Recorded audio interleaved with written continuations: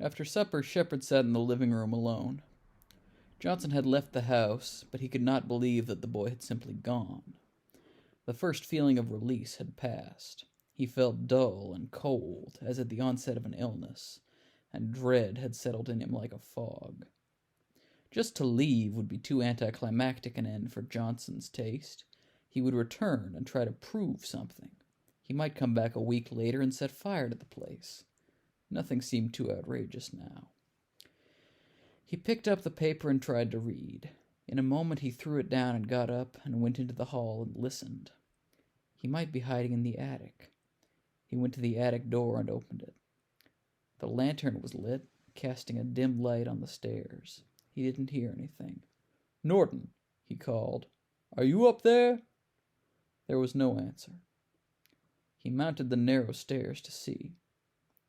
Amid the strange vine-like shadows cast by the lantern, Norton sat with his eye to the telescope. "Norton," Shepard said, "do you know where Rufus went?" The child's back was to him. He was sitting hunched, intent, his large ears directly above his shoulders.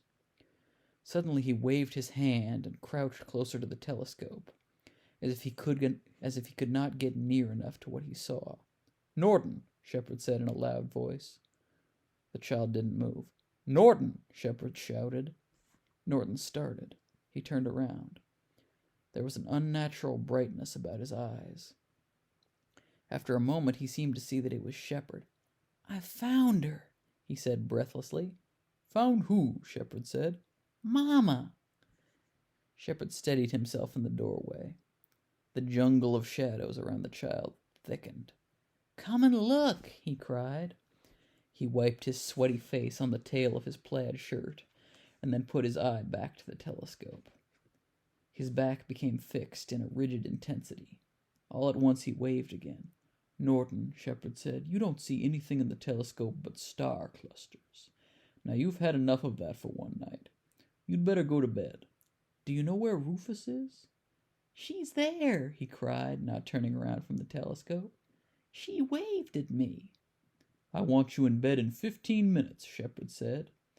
After a moment he said, "Do you hear me, Norton?" The child began to wave frantically. "I mean what I say," Shepard said. "I'm going to call in 15 minutes and see if you're in bed." He went down the steps again and returned to the parlor. He went to the front door and cast a cursory glance out. The sky was crowded with the stars he had been fool enough to think Johnson could reach. Somewhere in the small wood behind the house, a bullfrog sounded a low, hollow note. He went back to his chair and sat a few minutes. He decided to go to bed. He put his hands on the arms of the chair and leaned forward and heard, like the first shrill note of a disaster warning, the siren of a police car, moving slowly into the neighborhood and nearer, until it subsided with a moan outside the house. He felt a cold weight on his shoulders, as if an icy cloak had been thrown about him. He went to the door and opened it. 2 policemen were coming up the walk, with a dark, snarling Johnson between them, handcuffed to each. A reporter jogged alongside, and another policeman waited in the patrol car. "Here's your boy," the dourest of the policemen said. "Didn't I tell you we'd get him?" Johnson jerked his arm down savagely. "I was waiting for you," he said. "You wouldn't have got me if I hadn't have wanted to get caught. It was my idea." He was addressing the policeman, but leering at Shepard. Shepard looked at him coldly. "Why did you want to get caught?" the reporter asked, running around to get beside Johnson. "Why did you deliberately want to get caught?" The question and the sight of Shepard seemed to throw the boy into a fury. "To show up that big tin Jesus," he hissed, and kicked his leg out at Shepard. "He thinks he's God. I'd rather be in the reformatory than in his house. I'd rather be in the pen. The devil has him in his power. He don't know his left hand from his right. He don't have as much sense as his crazy kid." He paused and then swept on to his fantastic conclusion. "He made suggestions to me." Shepard's face blanched. He caught hold of the door facing. "Suggestions?" the reporter said eagerly. "What kind of suggestions?" Immoral suggestions, Johnson said. What kind of suggestions do you think? But I ain't having none of it. I'm a Christian. Shepard's face was tight with pain. He knows that's not true, he said in a shaken voice. He knows he's lying. I did everything I know how for him. I did more for him than I did for my own child. I hoped to save him, and I failed. But it was an honorable failure. I have nothing to reproach myself with. I made no suggestions to him. Do you remember the suggestions? The reporter asked. Can you tell us exactly what he said? He's a dirty atheist, Johnson said. He said there wasn't no hell. Well, they've seen each other now, one of the policemen said with a knowing sigh. Let's us go. Wait, Shepard said. He came down one step and fixed his eyes on Johnson's eyes in a last desperate effort to save himself.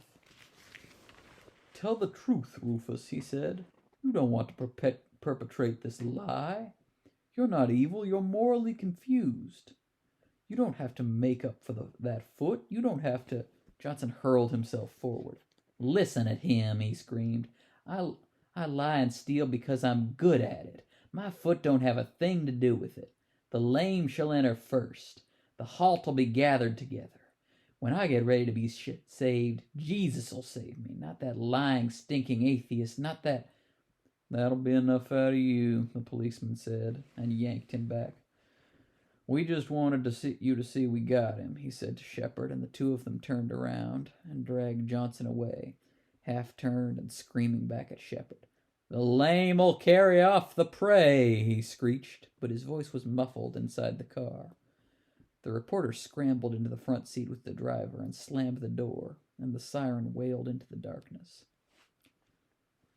Shepard remained there, bent slightly, like a man who has been shot but continues to stand. After a minute he turned and went back in the house and sat down in the chair he had left. He closed his eyes on a picture of Johnson in a circle of reporters at the police station, elaborating his lies. I have nothing to reproach myself with, he murmured. His every action had been selfless. His one aim had been to save Johnson for some decent kind of service. He had not spared himself. He had sacrificed his reputation. He had done more for Johnson than he had done for his own child.